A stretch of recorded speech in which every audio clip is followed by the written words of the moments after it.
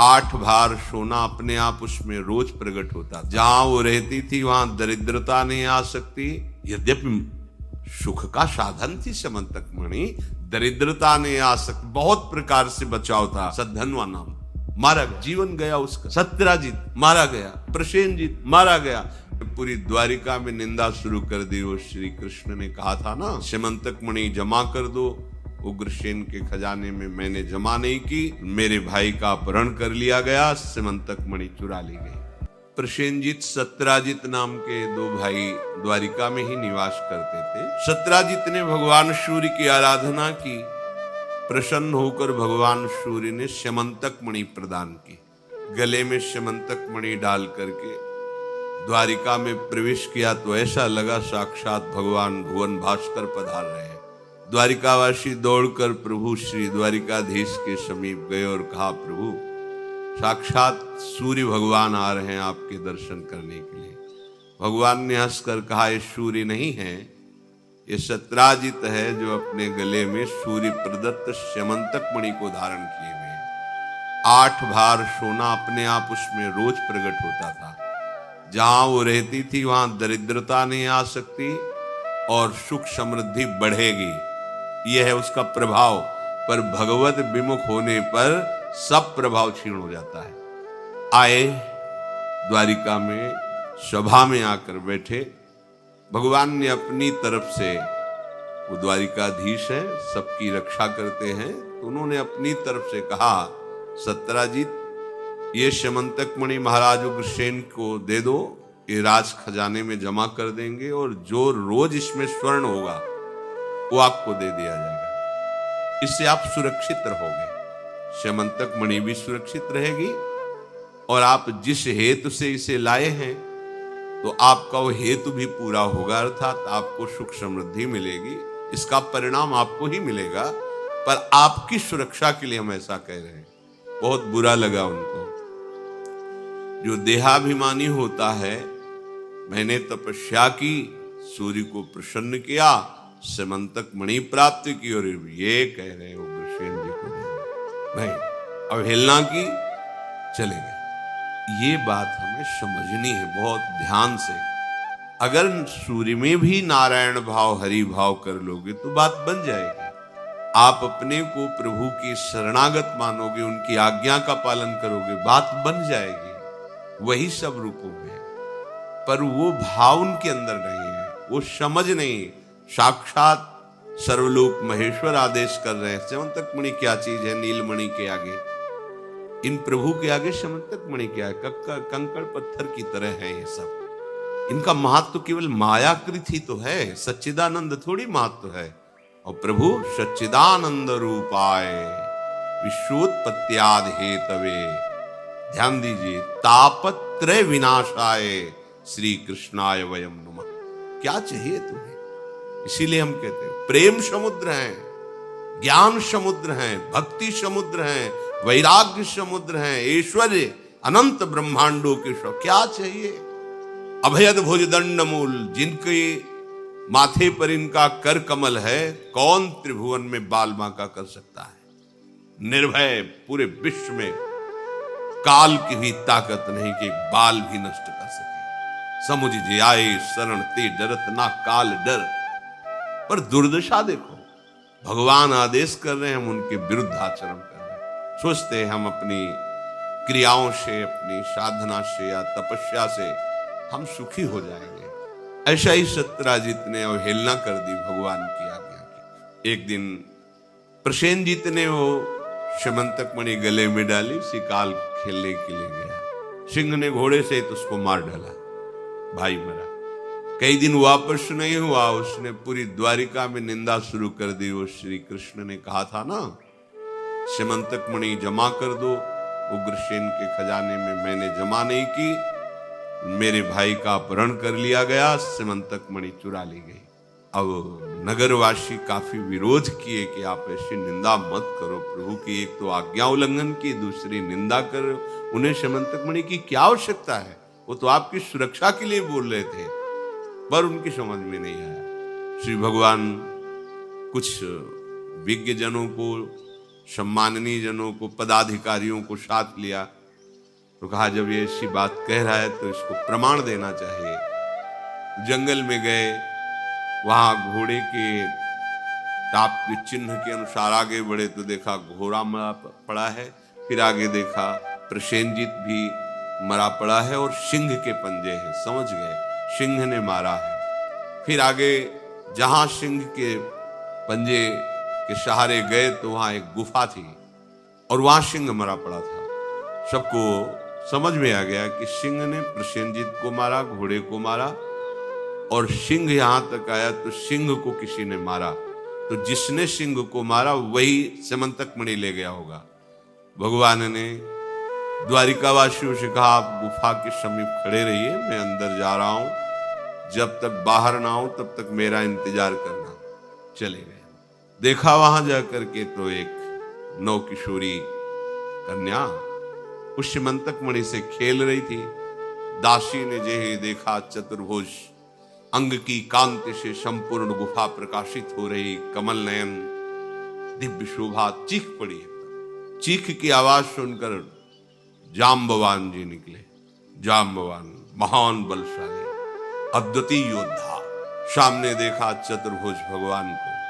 भगवान मुस्कुराए देखकर। जाम्बवान ने कहा मेरी गुफा में प्रवेश करके, यहां भय प्रदान करके, और तुम मुझसे भयभीत नहीं हो, मुस्कुरा रहे हो। तुम्हें पता नहीं मैं कौन हूं, और उनको खुद पता नहीं कि सामने कौन है। जाम्बवान जी इतने बलशाली थे कि भगवान की जब भुजाओं को देखते राम जी की, तो लगता है एक बार तो इन भुजाओं को आजमाए देखे कितना बल है इनमें। तो भगवान ने उस समय कहा आंतरिक ये है। भगवान ने कहा इसमें तो तुम हमारे शरणागत हो, हम ऐसा नहीं कर सकते। अपने शरणागत को हम किसी भी तरह से पीड़ा नहीं दे सकते। अगला अवतार होगा तुम्हें इन भुजाओं के बल को आजमाने का अवसर देंगे। वो अवसर दिया। जाम्बवान जी ने कड़े शब्दों में कहा तुमको मेरा भय नहीं सताया, मेरी गुफा में आ गए। भगवान ने कहा भय तो मेरा स्वभाव ही नहीं है, और जो मुझे जान जाता है उसके स्वभाव से भी भय चला जाता है। अच्छा तुम्हें इतना बल का अभिमान है। जाम्बवान ने प्रहार किया घूंसे का।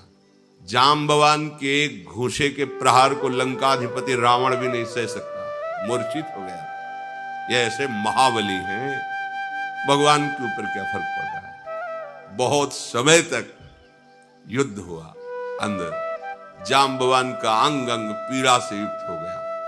उन्होंने भगवान का स्मरण किया, राम जी का, और हृदय से कि प्रभु बचाइए मुझे इनसे। अब तो मैं इन पर विजय ही नहीं प्राप्त कर सकता, पर मेरा निश्चय है कि आपके सिवा कोई मुझे परास्त नहीं कर सकता। प्रभु ये कौन है जो मुझे परास्त कर दिया? मैं अंदर से टूट चुका हूं, हार चुका हूं।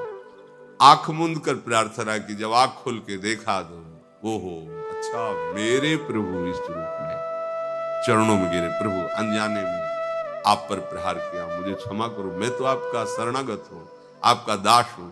भगवान ने कहा आपके अंदर था ना कि मेरी भुजाओं में कितना बल है। अभी तो आपके बल के अनुसार केवल भुजाओं से बल का प्रयोग किया है।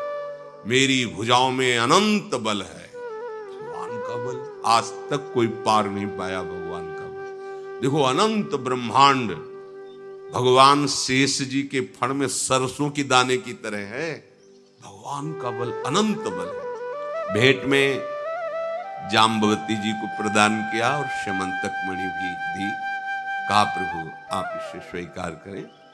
अब खास बात यह है कि देखो भगवान की आज्ञा ना मानने के कारण स्यमंतक मणि क्या प्रदान कर रही सत्यराजी को। और ये द्वारिकावासी भगवान के प्रेमी जन हैं, और भगवान ने कहा था जब तक हम गुफा से बाहर ना आए खड़े रहना। एक भी नहीं खड़े थे, सब चले गए। 15 दिन हो गए थे, सब चले गए वापस। और वहां जाकर के सब आराधना कर रहे हैं कि हमारे प्रभु हमको मिले, पर आज्ञा पर नहीं खड़े रहे। इसीलिए ब्रज का प्रेम बड़ा निराला प्रेम है। गुफा जैसा मुंह फैलाए अघासुर बैठा हुआ है, उनमें से कुछ सखा कह भी रहे हैं कि ये तो ऐसा लगता है जैसे अजगर का मुंह हो, पर है बड़ी सुंदर गुफा, चलते हैं घूमने। भगवान के देखो इस अजगर के मुंह को इनको गुफा समझ में आ रही।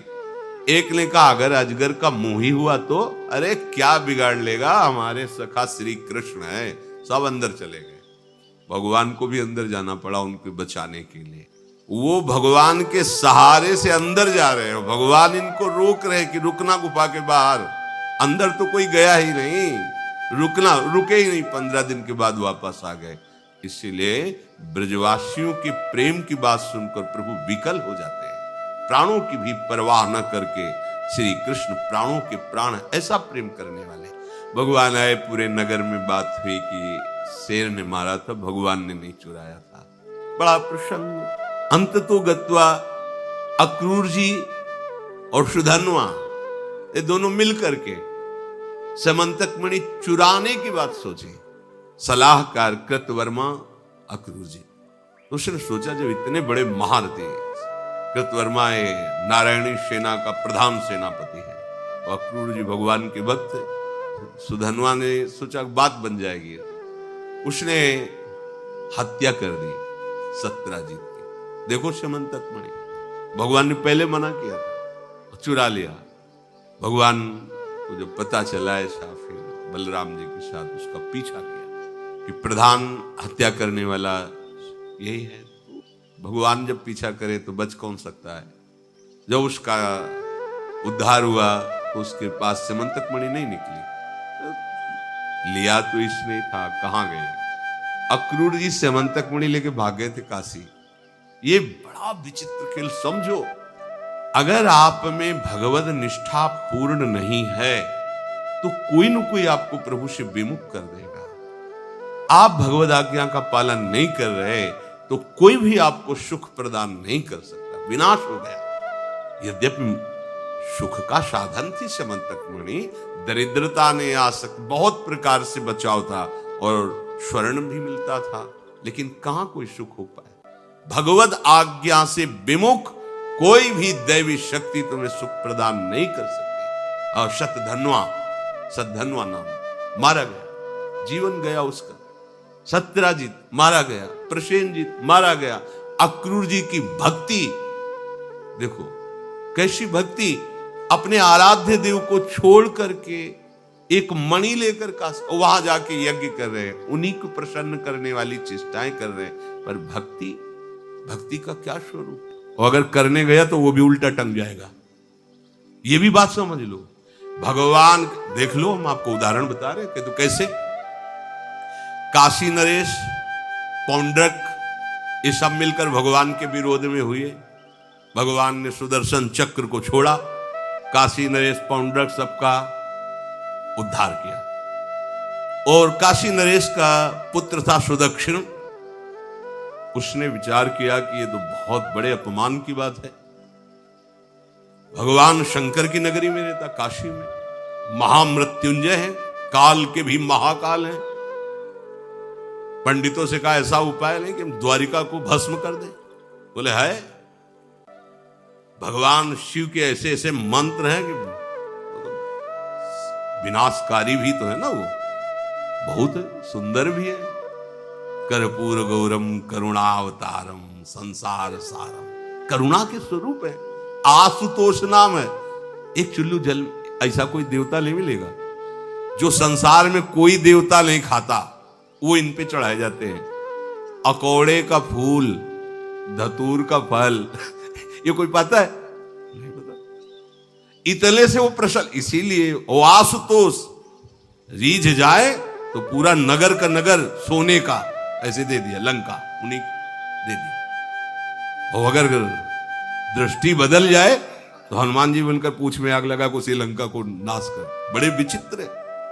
हाँ है भगवान शंकर विनाशकारी, द्वारिका को भस्म कर सकते हैं। आराधना की सुदक्षिण ने, बड़े बड़े विद्वान बुलाए। काशी तो विद्वानों की नगरी, और ब्राह्मणों की विद्वता तभी सार्थक है जब प्रभु में उसका समापन हो। विद्या कौन? जो भगवान से मिला दे। अविद्या कौन? जो अहंकार माया में लगा दे। तो उन विद्वानों की ये समझ में नहीं आया कि किसके विरोध में मुझे अनुष्ठान में बैठालना है। बैठ गए, अनुष्ठान शुरू किया। तो मंत्रों में ताकत तो है ही। भयंकर कृत्या प्रकट हुई, विश्व का विनाश करने की सामर्थ्य रखने वाली। मंत्रों के द्वारा उसे प्रेरित किया, जाओ द्वारिकापुरी को ही भस्म कर दो। और ये पता नहीं था कि द्वारिकापुरी ब्रह्मा की बनाई हुई नहीं है। सारी की सारी शक्तियां ब्रह्मा की बनाई हुई चीज पर बिगाड़ सकती हैं, लेकिन चिदानंद धाम में इनका तो प्रवेश ही नहीं। अब दूर से द्वारिका में दिखाई दिया, भयंकर ज्वाला में कृत्य आ रही। लोग भागकर भगवान के पास गए, प्रभु कोई भयानक मंत्र से आविष्ट होकर कृत्य आ रही जो नष्ट करना चाहती द्वारिका। तुम्हें घबराने की जरूरत नहीं, ना बताने की जरूरत है। द्वारिका हर समय सुदर्शन से सुरक्षित है, और सुदर्शन कोई जड़ चक्र नहीं है, वो चैतन्य भगवत पार्षद है। जब जहां जैसा अवसर आता है वैसा वो रूप रख लेते हैं। एक को मारना है तो 100 अरे वाले, हजारों को मारना है तो 1000 अरे वाले, और अगर पूरा सिस्टम विनाश करना है तो अनंत अरे वाले सुदर्शन चक्र हो जाते हैं। और जब सेवा ये नहीं होती तो हाथ जोड़े भगवान के पास खड़े रहते हैं। ये कोई जड़ वस्तु नहीं है कि तलवार है भगवान की तो तलवारें बनी खड़ी रहेगी, नहीं, पार्षद स्वरूप है। आवश्यकता हुई वही कौमुदी की गदा सुदर्शन, ये सब दिव्य है। पांचजन्य शंख सुदर्शन चक्र सेवा में थे। भगवान ने आदेश किया, देखो क्या है। सुदर्शन चक्र ने दौड़ाया कृत्या को, वहीं चल जहां से आई तू, वहीं ले गए जहां पंडित लोग सब सावधान, मंत्र से अपने को सुरक्षित किए। ये बड़े खतरनाक अनुष्ठान होते हैं, जो मारण अनुष्ठान होते हैं, बहुत खतरनाक होते हैं। मतलब अगर सही माने में वो भगवत आराधक नहीं है तो फिर नष्ट भी कर देंगे, ऐसा नहीं। तो एक प्रसंग आता है कि एक शालिग्राम भगवान को नचा करके पैसे लेते थे। बहुत से लोग इकट्ठा हो गए, तो चमत्कार को देखने वाले संसारिक जन होते हैं, तो ऐसे शालिग्राम रखते, ऐसे करते, शालिग्राम ऐसे ऊपर उठते, ऐसे ऐसे ऐसे ऐसे नचाते, लोग अरे देखो भगवान इनके इशारे से नाच रहे हैं। एक भक्त तो उसी नगर में एकांत में भजन करते थे, बड़े कई शिष्य उनके थे, भिक्षा मांगने हो गए। उन्होंने देखा, आके गुरुजी से, उनका ऐसा भक्त कभी कर ही नहीं सकता। भगवान का भक्त अपने भगवान को प्रदर्शन नहीं बनाता, ये तो कोई तांत्रिक है, भक्त नहीं है। भक्ति की अलग संज्ञा होती है। ये कोई तंत्र सिद्ध आदमी है जो भक्ति का नाटक करके लोगों को ठग रहा है। बोले महाराज फिर आपको चलना चाहिए, क्योंकि हजारों लोग उससे प्रभावित हो रहे। बोले हम गए तो उसका सब बंद हो जाएगा, ये दुकान मकान। बोले चलो ना महाराज, बड़ा ऐश्वर्य जमा हो रहा था, लोग भेंट रहा। वो गए, बस अंदर से नाम जप करते हुए जो खड़े हुए, तो कुछ नहीं, कोई भी उसका मंत्र। वो आसपास दृष्टि डाला, कौन आया नया, उसी में देखे फटे पुराने कपड़े पहने, तेज से चमकते हुए भक्त। तो उनका तुम चले जाओ यहां से। उनका नहीं, हम चले जाने के लिए नहीं आए, हम आपको बताने आए, ये नाटक मत करो। अगर सही आराधना करो इनकी तो ये लोग क्या देंगे, ये तो परम पद दे देंगे। शालिग्राम भगवान है, आप भगवान का ऐसा प्रदर्शन करते हो। अब लोगों का विरोध शुरू हुआ, क्योंकि इतने बड़े संत जब बोल रहे तो सब लोग, अब उसको बहुत बुरा लगा कि हमारी तो सारी दुकान बंद हो गई। अब एकांत में जाकर उसने मूठ का प्रयोग किया। ये मारण होता है मंत्रों से। एक खप्पर में आग जैसी जलती है, उसमें अभिषिक्त करके भेजा जाता है, और जिसके पास भेज दिया गया वो उल्टी में खून, शौच में खून, 2-4 जितना समय रखा गया उसके अनुसार मर जाएगा वो। पर ये साधारण लोगों की, भजनानंदियों के ऊपर नहीं। भजन वाले मत डरे। साप ताप रोग शोक, किसी का श्राप भी आपको छू नहीं सकता। कोई ताप, कोई दोष, कोई रोग, कोई मारण, कोई मूठ, किसी की सामर्थ्य नहीं। राधा राधा राधा। जिनके चरणों में सुदर्शन चक्र बसता है वो है किशोरी जी, जो लाल जो हाथ में रखते हैं ना, श्री जी के चरण चिन्हों में सुदर्शन चक्र है। वो मूठ गई महात्मा की कुटिया के सामने, और बस जैसे मक्खियां भिनभिनाती ऐसी आवाज आई, बस वैसे नाच रही थी बाहर। तो वो डेहरी के पास आए और उनका, हमारी दृष्टि में भगवान की सिवा कोई नहीं, आप में भी भगवत शक्ति है। क्या आप ये नहीं समझते हैं कि निरपराध के लिए मारण किया गया है? हमारे में सामर्थ्य है, हम आपको अभी नष्ट कर सकते हैं। अरे भगवान के नाम में आप जाओ और उनको दंड दो। कोई मंत्र नहीं पढ़े थे, मूठ वापस हुई और मुंह से खून, शौच से, उन्हीं के त्राहिमाम मच गया। फिर उनको लगा कि मुझे जाना चाहिए उसकी रक्षा के लिए। गए, भगवान नाम स्पर्श करते हुए ऐसे माथे पे हाथ, सब शांत हो गए। बोले अब अवसर हम दे रहे हैं, अब नाम जप कर लो। नाटक बन गया, उस चरणों में गिरा, उसी दिन शिष्य बन गया। तो सुदर्शन चक्र ने कृत्या को नष्ट नहीं किया, वहां द्वारिका में दौड़ाया। जब काशी पहुंची, काशी भगवान विश्वनाथ जी के त्रिशूल में बसी हुई है और शिव की दृष्टि से सुरक्षित है। जो वहां श्रद्धा पूर्वक वास करे उसका मोक्ष अनिवार्य है, तारक मंत्र देकर शिव करते। पर उस कृत्या को सुदर्शन ने नष्ट किया और जितने ब्राह्मण थे सबका राधे राधे, और पूरी काशी में आग लगा दी। विश्वनाथ जी मुस्कुराए, नाराज थोड़ी, क्योंकि विश्वनाथ जी ने कह दिया था यदि ब्राह्मण विरोधी कोई है तो हमारा ये मारण काम कर जाएगा। उनको ये समझ में नहीं आया कि नमो ब्रह्मणे देवाय भगवान का नाम है, वो जानते थे। तो कोई भी भगवत विरोध भाव लेकर के किसी भी देवता की आराधना करके कुछ नहीं होने वाला। किसी भी देवता, एक तांत्रिक बहुत वो संतों को परेशान करता था, धर्म सम्राट स्वामी श्री करपात्री जी महाराज, ये बहुत पुरानी बात नहीं है। उन्होंने संतों ने आगे बताया कि बहुत अपमान कर देता है।